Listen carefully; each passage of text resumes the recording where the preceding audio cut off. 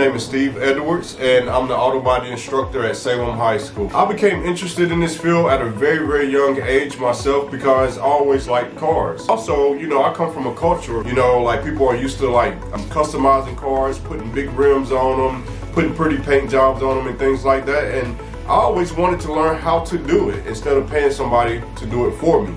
So I actually developed a love in learning how to actually do that certain trade so I can do it myself. There's a few ways that kids can actually learn at a very young age, starting off with books. Just reading books, different types of books can actually educate you at an early age to get you kick-started on actually learning how to paint cars, repair cars, and things like that in that nature. And I definitely have two recommendations for those books. Funny Cars. Another book that I have is Cars Inside Out. It's another great book to actually kickstart your career and put you ahead of the ball as far as learning how to work on cars. My name is Brooklyn, and I went to G.W. Carver Elementary School, and I took this course because I've always been interested in the automotive field, and I grew up around it with my father and everything. At an early age, I started doing this with my father. I'd be in the auto body shop with him. They would give me little panels that they didn't need anymore to help me work on it and let me just play around and have fun with it. It's important to listen to others in this class for safety reasons as well. We have a lot of metal all around us. The way I learned more about this class is I work at an auto parts store. I work in an AutoZone. We get the parts in and we have to explain them to the customers and everything about it. So we just get more knowledge from customers and from our peers at work and coworkers and everything.